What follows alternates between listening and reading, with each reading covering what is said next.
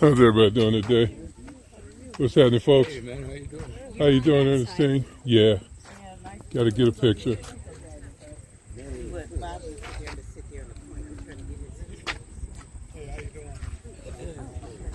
Hey, how you doing, Lori? Oh, I'm sorry. How are you? All right, how you been? Good to see you. Oh, so happy to see you. Is he coming? Nice seeing you smiling. It's been a while. Yeah, I know. I'm quite sure. Oh, Mr. Larry's sitting over there. I guess she's...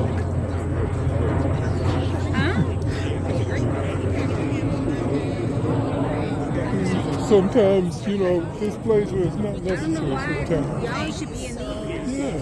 It's too high. Yeah. Oh, hey, what's happening, man?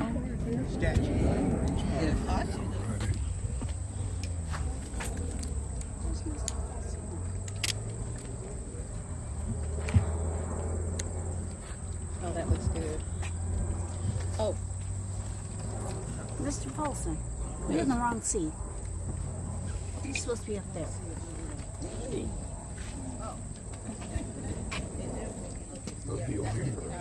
you thought you were hiding. You're supposed to be up there.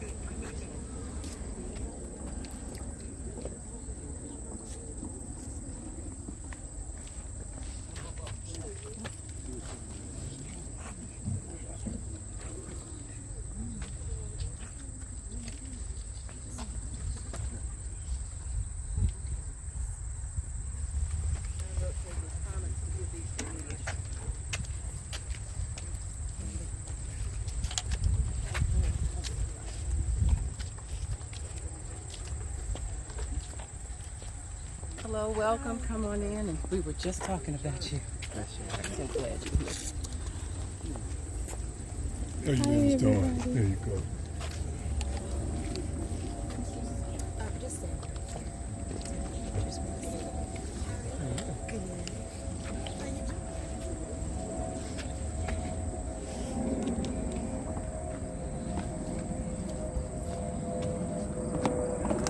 It's 12:59. If everybody could silence their cell phones, please. That's a big one.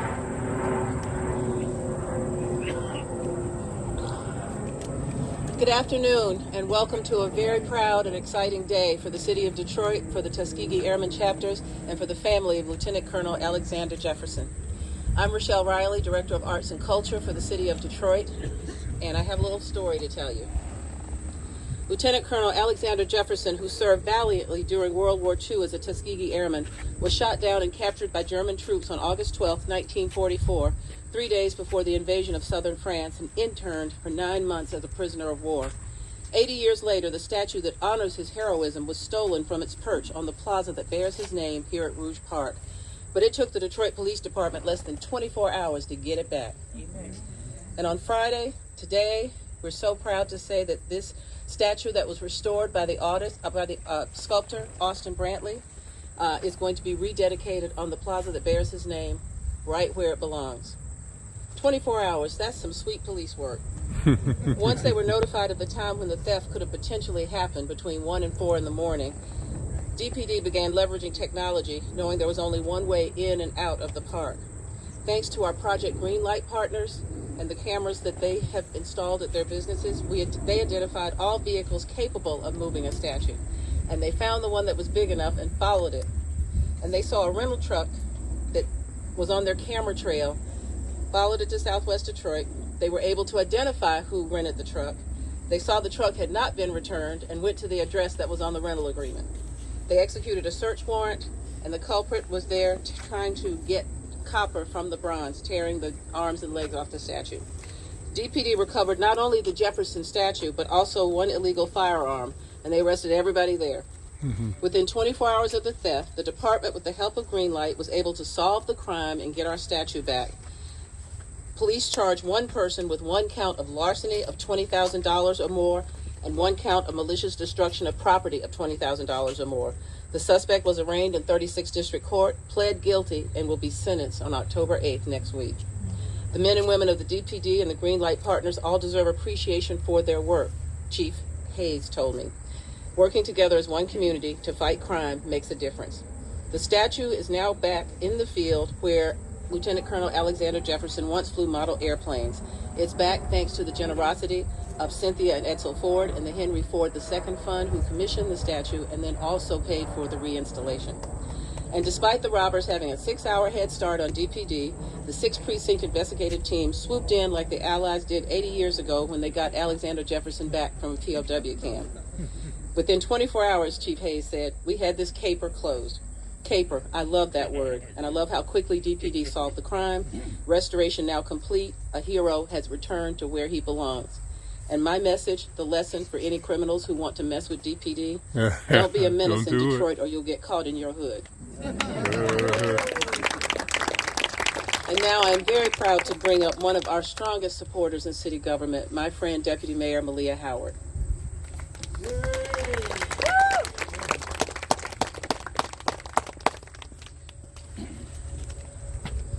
Don't catch that on camera with my shoe coming off. Better edit it out. Great afternoon, everyone. I continue to say good morning, but great afternoon. It is a pleasure and an honor and truly a privilege to be here today. And so I'm going to stick to my script and then I'm going to go off script. So let's get to the script first.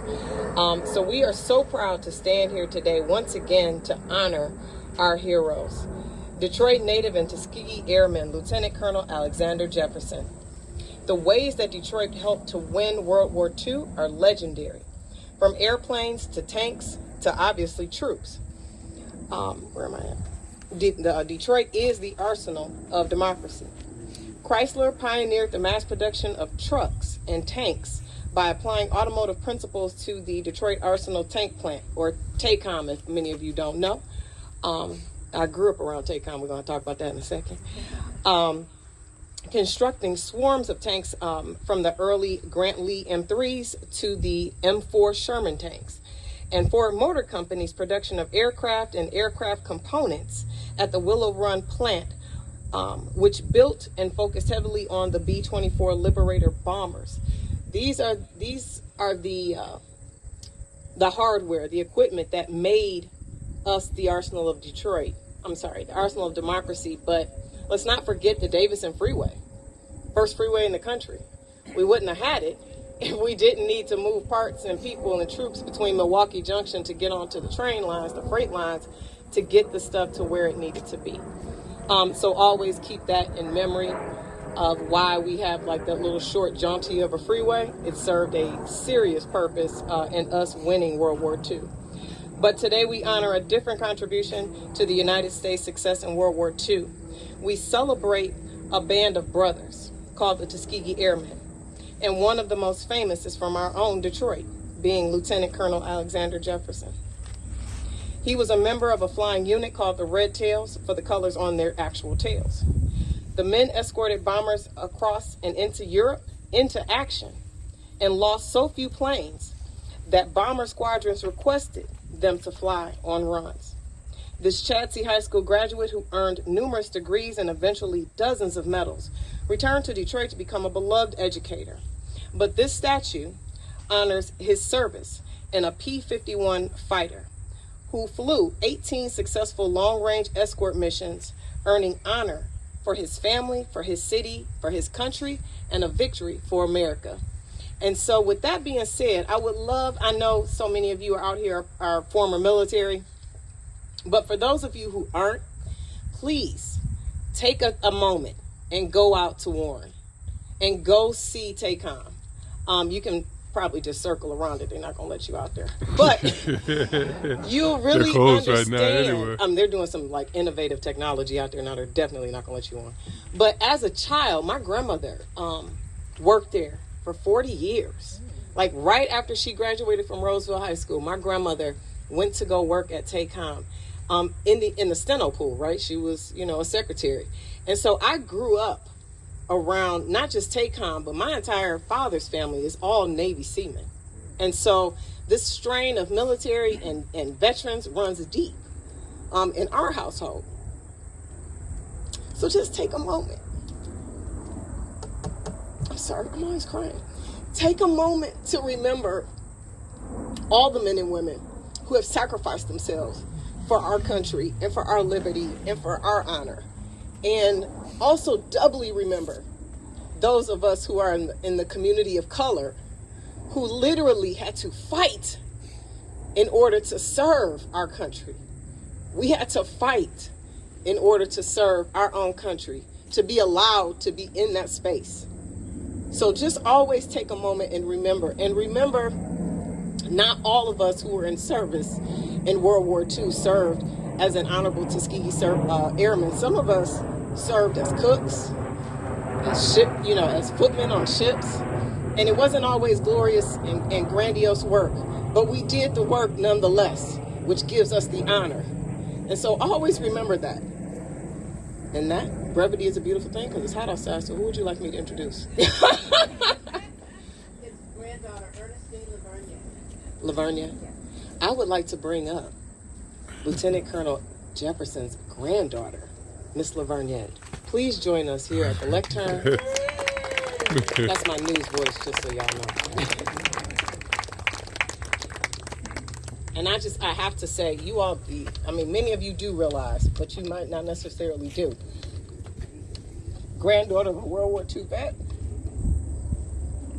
cousin to many Korean vets, cousin to and niece to Vietnam vets, and proud of my youngest cousin who literally was in the Navy, became an MP, and was at the Pentagon on 9/11. And so I am proud to say the service runs in my veins, in my family.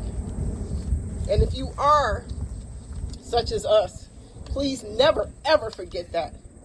Never, ever forget what we had to do in order to serve our country with dignity and honor. Okay, I'm done. All right. Okay, since it is hot out here, I'm going to keep it short, sweet, and simple.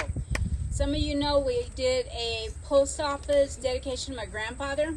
And the part you have to remember about Lieutenant Colonel Alexander Jefferson, his biggest thing is service. He was service to his family, service to his country, service to the little children that used to run around as little kids, as he had favorite terms for them, to most of them are older than me, or somewhere in my age range.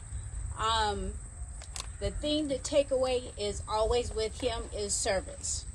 There's folks out here who know of Tuskegee Airmen as a whole. There are quite a few individuals that came out of the state of Michigan who ended up in that experience time. As the chairperson of the research committee of the national organization, not all of the guys' names are up and listed. We are still locating. People say, well, why don't you know how many started? Well, we don't know. Y'all got to remember, the term Tuskegee Airmen did not come about until like 1973 when the organization was formed. Their first reunion was held in Chicago in 19-something. You can ask me later because I got a picture to prove it.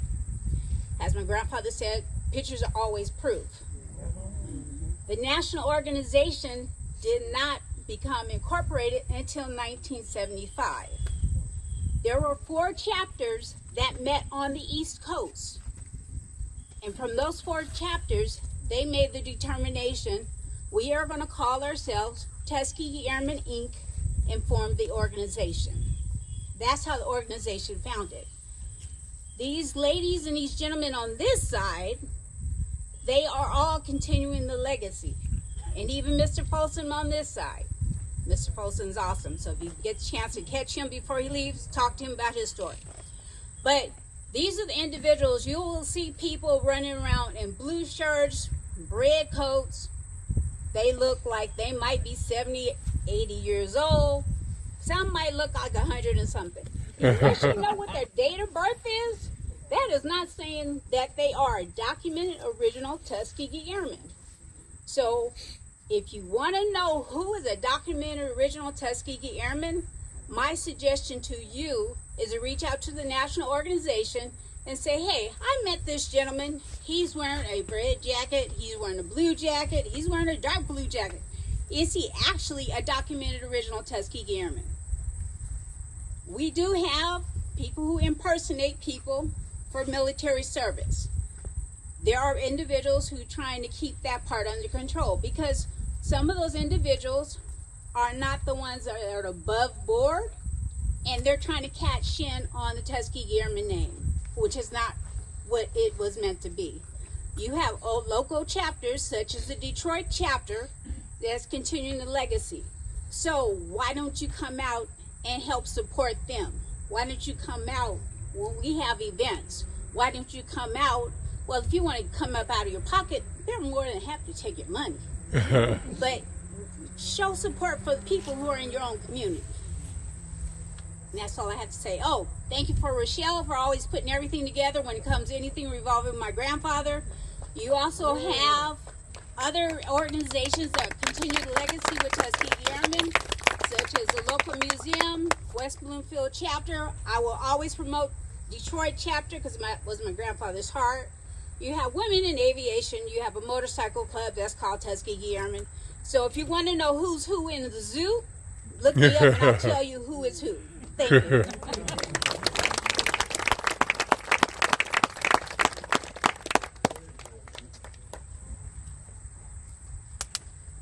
I'd now like to introduce Tony Stevenson, the president of the Detroit chapter of Tuskegee Airmen, Inc.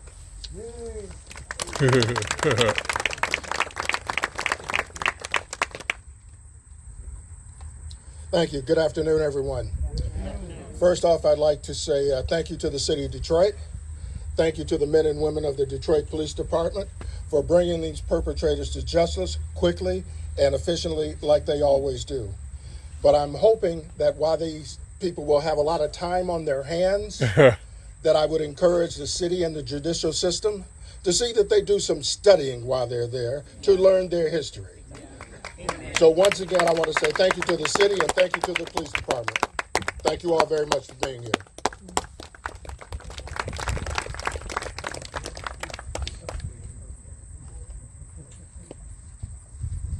As you all know, city government is a big machine, as I have learned in working for city government for the past 6 years. And my office, which is the Office of Arts, Culture, and Entrepreneurship, is a part of the General Services Department. And even though it's called General Services, it should be called Community Services because they do all the stuff that makes the community great. Parks, recreation centers, all kinds of things.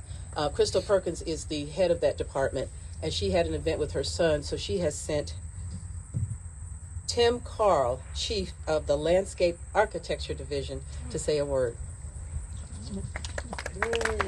Please give him a big hand.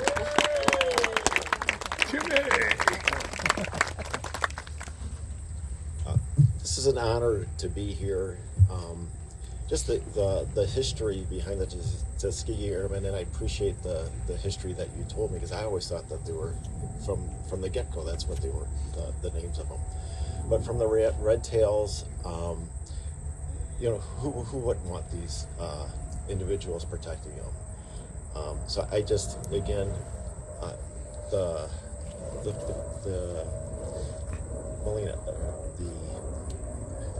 it's just touching when you're up here talking about the service that people put into their lives.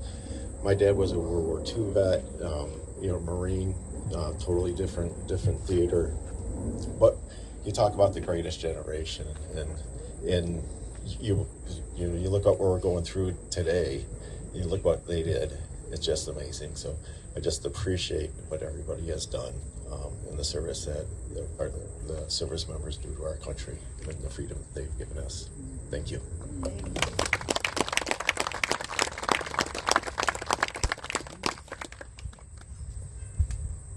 I'd like to recognize two groups that I love partnering with.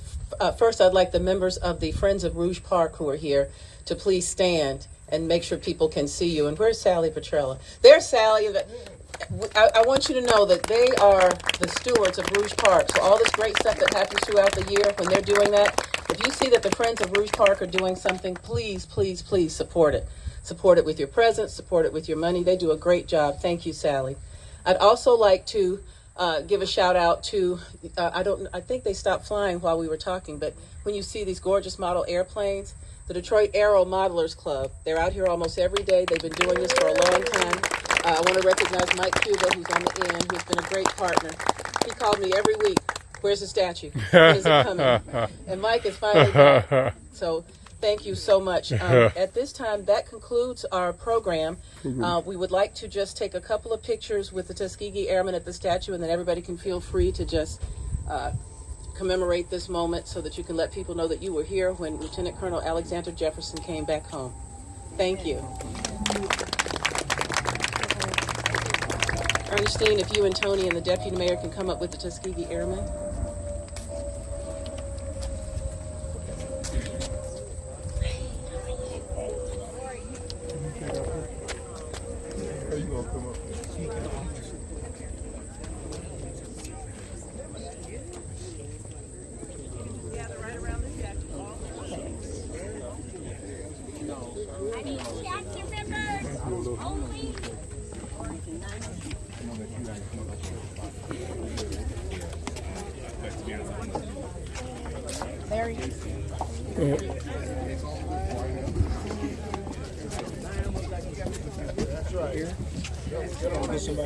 All righty. Getting that picture too. Yeah, I do.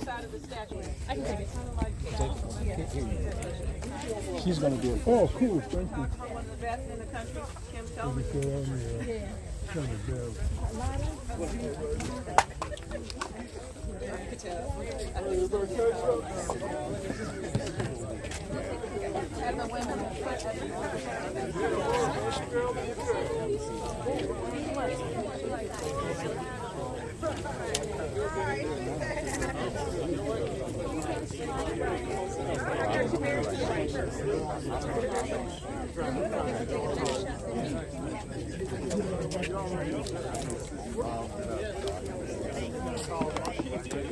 Oh, thank you. I really appreciate that. You're welcome. Probably gonna put it on here. Yeah, that'll work. Yeah. There you go. Yeah.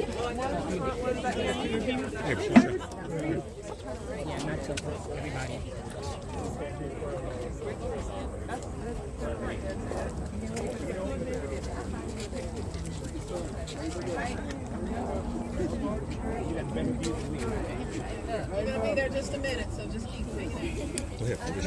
Excuse me. Okay.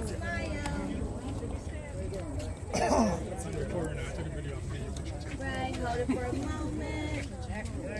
Everybody get your water.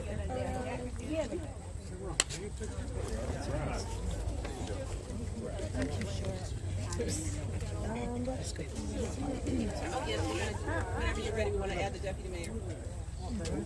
Okay.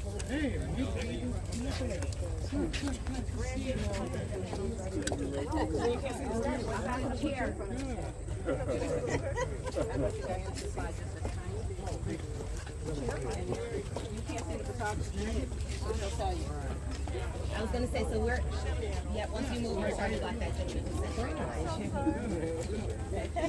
You want us to turn this like this? Just scoot forward, just here. Yeah, so that way everybody can kind of get back.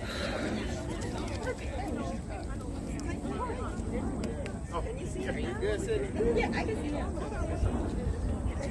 And now, sir, all in the back. Yeah, there we go. So if you can't see us, we can't see you. That's like our best. All right, everybody looking here. Perfect. And just hold for a moment so everyone else can get their picture. Y'all need to say left or right if you want us to turn to you. I got it. Thank you so much, everybody. Thank you for being here.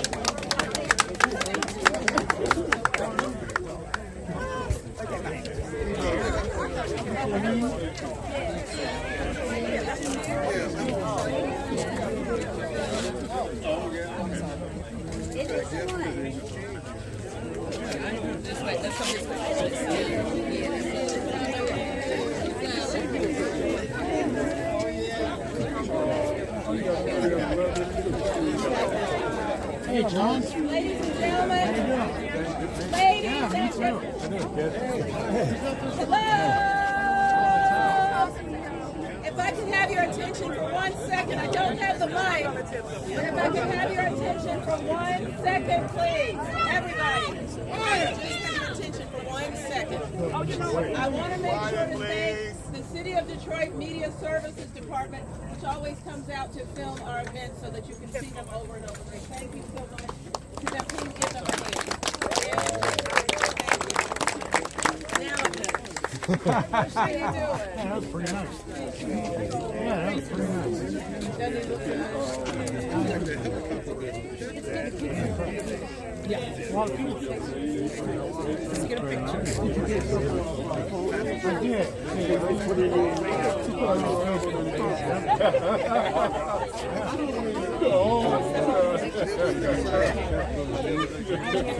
I am.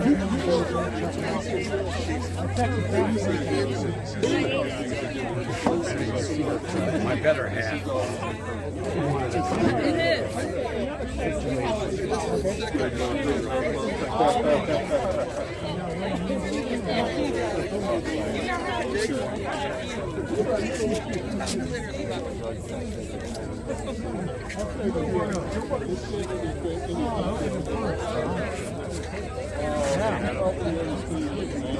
What they do? What do they do?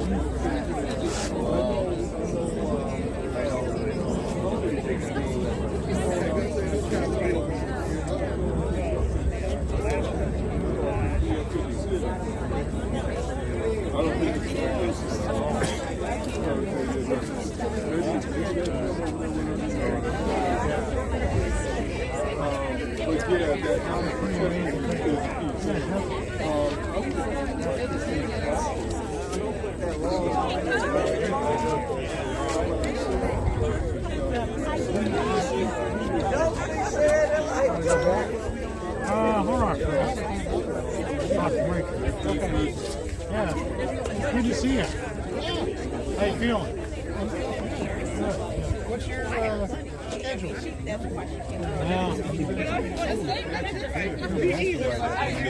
I would help them out. You don't have to stay. They didn't know the history of to where he went through. So it's really devastating. Let's talk about the history for those who The history of the Tuskegee Airmen. In the 40s, before they became the Tuskegee Airmen, they had these young men and women, but the females were very vital in that role too, because they were the nurses, so they were officers when they got there.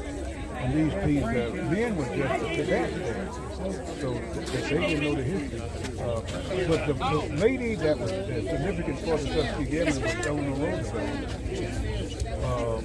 Because in 1925, the Army War College study of the black soldiers. He said black men didn't fear the white men, blacks don't have the ability to jump out of planes or fly planes. And this was done by senior officers in the military. So they started the program at Tuskegee, and when they started the program at Tuskegee, they was going to, when they became successful, they was going to disband the program. So Eleanor Roosevelt came down to Tuskegee, and she saw these black pilots, and she asked the commander, she said, "Can these men fly?" He said, "Sure they can fly." So she said, "I want to fly with one of them." So the Pickett service said, "No, no, no, no. When we get your white pilots," she said, "No, you said they can fly. I want to fly with one of these black pilots." So she flew for an hour with Chief Anderson. And you go online, you can read the picture with Eleanor Roosevelt and Chief Anderson. So then the program is forward. When the bombers went into Berlin, and this was the end of the war. When they went into Berlin, the Tuskegee Airmen were able to recover the statue within 24 hours for it to be put back up within a year's time. Are just over a year of being dedicated. That's just the pride. Pride within the Detroit city itself. And as anybody knew, my grandfather, that was his heart, was the city of Detroit. Turn around and see it there. What does that mean for you? It means that his legacy will be known as an individual. His legacy as being part of the 332nd Fighting Group will continue. And that we will be out here for the young men and the ladies and the older gentlemen and ladies who fly the model airplanes, because that's how this ground ended up being maintained as flat ground. Because the original dedication was back in, I believe, 1970-something, 1980-something, when the city of Detroit was attempting to put in condos or apartments. And the only reason why this field ended up staying as a neutral field was behind my grandfather. Well, Detroit's one of those unique places where they love to preserve their history. They love to pay respect to a lot of people who have contributed to not only Metro Detroit history, but world history. What does it mean that Detroit never gave up, even though the statue was taken, they never gave up, they continue to want to make this happen? It shows that Detroit has true heart. I'm not sure if this is a good way to put this, but my grandfather always said there's something about the Lions that they always lose the game or something or other. But guaranteed, that stadium is always packed.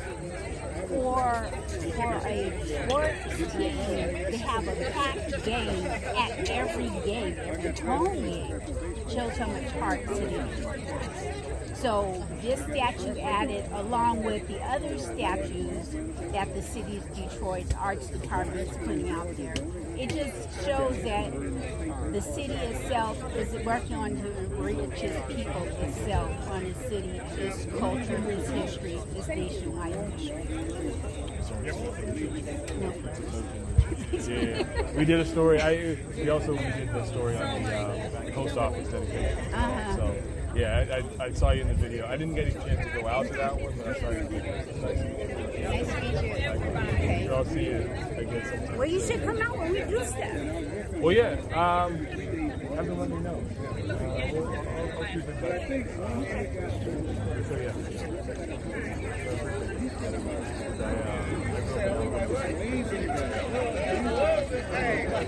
Like it's getting like that, right? Well, you know,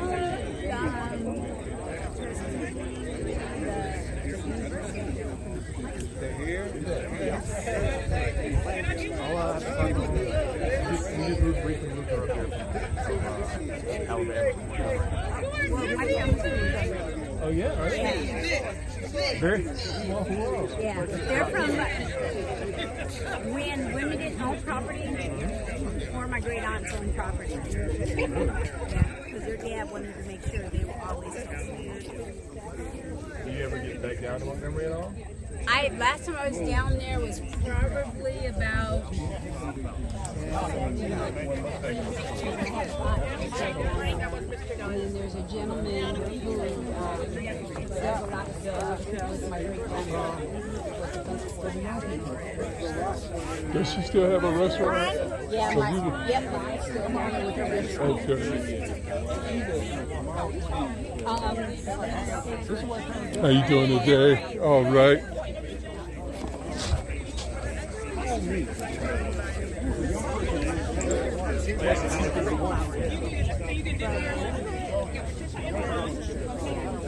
So 8 o'clock, right here? Yeah, 8 o'clock. Okay, 8 o'clock. I mean, I got to go to bed early tonight. Text me your address again. Okay,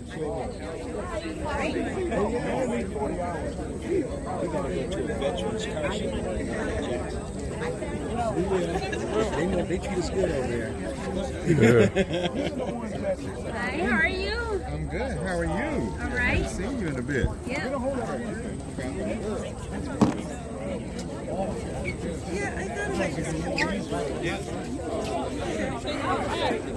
How you doing, sir? All right. If you didn't know how to do it and do it right, oh my God. All right. Great. When I came home, I joined the chapter, who got me watch the world. I said, I don't believe it. I forgot about it because he went someplace else. I went to Mississippi, of all places. And that's where he was born. He was born in Mound Bayou, Mississippi, in 1919. Oh, okay. Yeah, March 4th, 1919. Yeah. I was in Biloxi. Oh, okay. In fact, I went back there. When I left Korea, right back down there again. Are you related to Usher? Yeah, that was my dad. Yeah. Oh, man. Yeah. Oh, you know what? I'm looking at you, man. You look just like him. Oh, wow. Oh, wow. Yeah. Washington. That was my man there. I have a VHS. Okay. Where, you remember the TV program Kelly and Company? Yeah. Yeah. Washington High were on Kelly. Oh, yeah? Yeah. Oh, wow. Back in,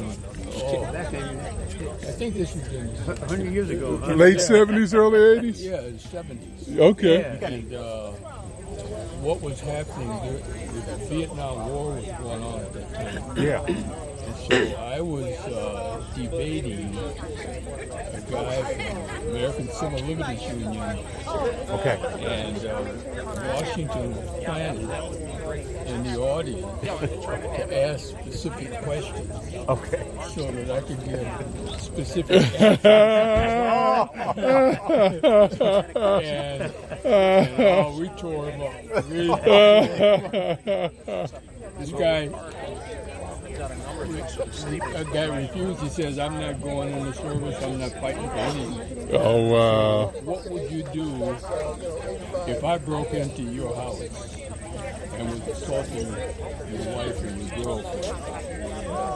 Would you fight me to protect her? No. And I said, was your wife out there? I said, because she probably heard that. The audience went wild on it. Wow. You know, when we went to Minnesota, remember when we went to Minnesota? Yeah. Myself, Fred Henry, Washington. Greg Whiting. Greg Whiting, yeah. We went out there for a week. Yeah. That's where I really got to know Washington. Okay. We had, but he was getting loose a little bit at that time. But he would always say, we're talking, and he would say, I'm going back to basics. And I came home, I came home from that. I just, what are you talking about? Going back to basics. Going back to basics. Things called basics.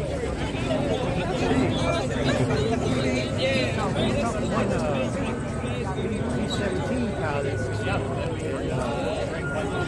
Jimmy Washington, long talk. This guy, I guess, Washington one of the B-17 pilot. Okay. And he wanted to know everything about Washington, all about the Tuskegee Airmen. In fact, we couldn't get rid of the guy. 2 hours later, he still had talking. Do you guys still have his planes that he used to use for his talks? Yeah, I got a couple of them. Yes. Okay. Yeah. The P-39 that he had, I had him and some other guys from the chapter come out to General Motors.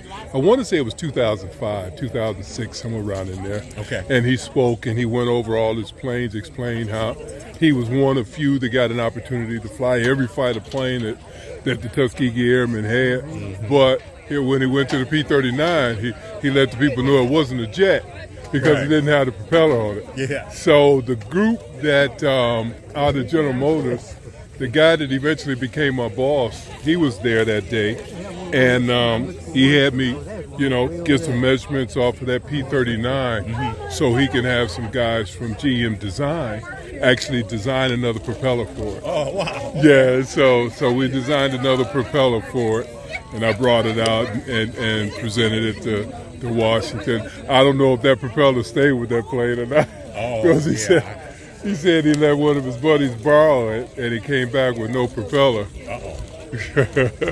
Ross had a story he told. I don't know how true it was. When him and Jeff got the self-training before they went overseas, he said, I don't know what he was flying there, Cobra or what he was flying. But he said everything went out on the plane, and he had to land. Oh, he had to crash land in northern Michigan? Or the northern part of Michigan. Crash landed on Selfie. On Selfie, you got the chow hall. You got another building. You got the top three club. But there was a set of trees there. He said he had to go between these trees. He cut the wings off? And he knocked both wings off. He told me that story. Oh, he did?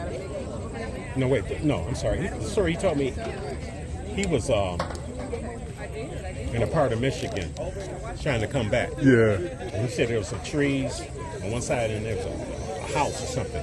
And he had to put the plane down. That must have been it there. And he got out of the plane. And they asked him, you the one that flew? Who's the pilot? Yeah, right. He's like, he got his flight suit on and everything. And she asked him, Yeah. who's the pilot? I think you said it was an alien or something. Right. Then I'd have slapped her. He had to call. He called back to the base. And then my dad said he had to go overseas eventually, and they charged him for the phone call. Oh wow! That's what he said. Wow. He told that story, man.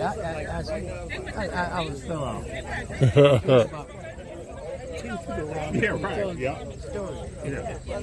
Yeah, people couldn't believe that he flew that plane. That's just like I wonder.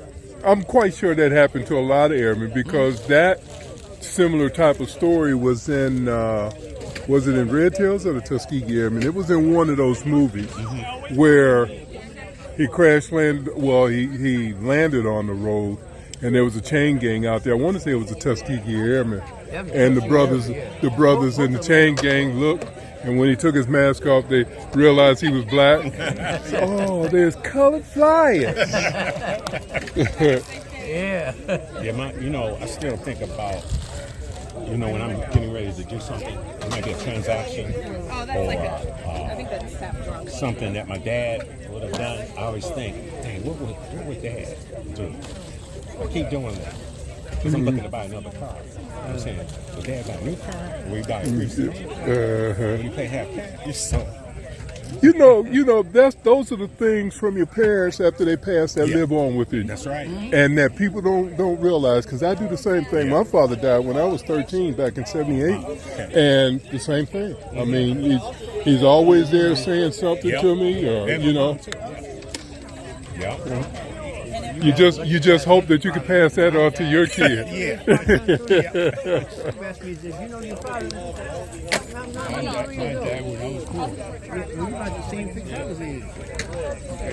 Man, this is. What's that? When I was 4, oh wow. Yeah, I remember you telling me that. Wow. But I bet you.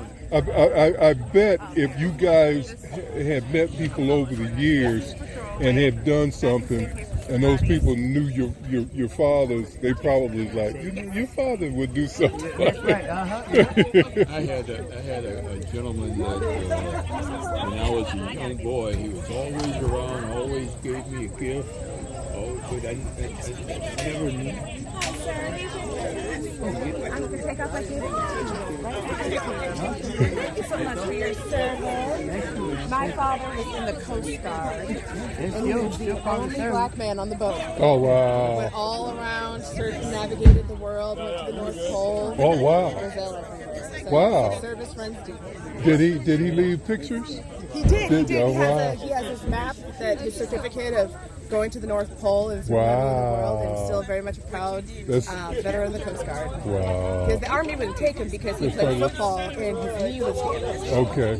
So, but they said, well, can you swim? He said, I can swim. So. Yeah, there you go. Wow.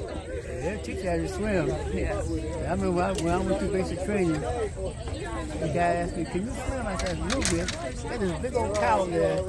It's hard to jump off. Where'd you go to basic training? I went to Samson. Oh, you went to Samson too? Oh, you had, okay. Was Mr. PT there when you came to there? Mr. PT. Mr. PT. His name was Hackman. He was a little that high. He ain't have much to move around. Yeah, but he got that, he pushed with one hand, especially with fire. Man, when I joined RTC over at Eastern Michigan, I told the master sergeant that I couldn't swim. He said, well, let's go try it. Let's go test and see if you can swim. We went to the pool 10 feet. He said, all right, jump in. He didn't give me any direction after that. He just said, jump in. So I jumped in, and I'm sitting there at the bottom trying to get back to the top. And when I finally got back to the top, he said, oh, you can't swim, can you? I told you that from the start. I told you that from the start. Yeah, but all us kids can swim though because of him. He made sure. Yeah. All the kids who take us out camping, and the joke was he just throw you off the boat. So you're going to learn how to swim. Yeah, it's the only black girl on the swim team. Oh, wow. Wow. Everything for those. My kids always told me, you think this is Air Force, huh? It didn't hurt me. No, discipline. Good discipline is good discipline, yeah. Right. Organization and discipline is all good. Well, thank you, gentlemen, so much. I'm All Lindsay. righty. I work with the city, with Ms. Rochelle, and the arts office. Is always our honor to come out here and serve. Oh, you work with Rochelle? Okay. Yes. Well, I'm down there a lot. I go to the office on the 13th floor. You know what? Oh, you're up there. Our office moves around. You know, like they do at the So tomb right down now, on you'll find us soldiers. most of the time at Butts family on Kirchhoff. We could do one here. We're going to be back at Mary Grove, hopefully. Now, as far You as can always call us. security, We'll come. You could do what? yeah, I was just about to ask her if she. Excuse me. Do you know what they're planning on doing? What the city's planning on doing about securing? Yes. So we were told that there's going to be some cameras. There is a camera. Yeah, there's a camera. Yeah. And then we're getting some lights installed so it's not so dark. Okay. Now, what about a wrought iron fence around the base of it so That we haven't make it talked challenging for them to take it? So we're going to do the lights. We haven't talked about the fence. That's fair. I don't know everything. I know most things, not everything.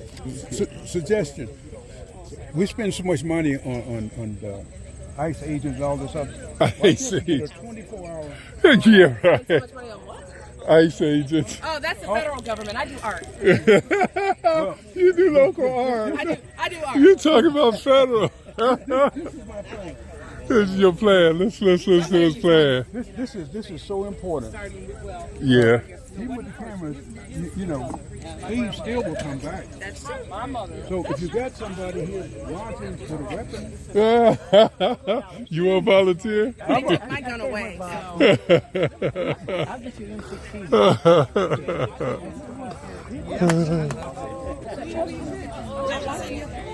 So I guess maybe. Alrighty. Yeah. Well, ladies, I'm gone. It's warm out here. Okay. It's too hot. Here, honey. Good to see you all the time. Oh, where's the next meeting going to be? Any idea? Oh, I'm not sure. I'm not sure. You know, we were at Whitney's church Yeah. last time. Yeah. Oh, it's Tony? No, he left. Okay. Oh, really? He said he was Yeah. I guess so. I mean, wow, it's coming up here next week. Oh, all right. Yeah, well, I'll find out from Tony. Okay. He Channel 4 News, ain't he? Yeah. Where's that next meeting? I think back at the church. You think it's going to be back at the church? All right. It might say after that. All righty. You guys have a good one. I think I'm going to ride with the top down.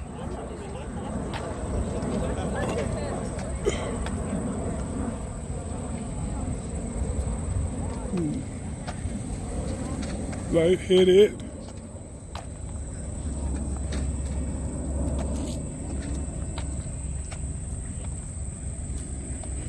How you doing today? Not bad, yourself? All right. Yes, Tony. Did those pictures turn out okay?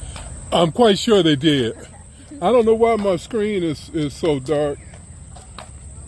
I've got to. You try turning up the brightness? I did, and it's max. I gotta figure out. It might be some weird. Yeah, setting some crazy setting. Yeah. Well, thank you. I appreciate it. Oh, yeah, no problem. You have a good one. WDET. That's okay. Yeah. The radio station. Public radio. Yeah. Yep.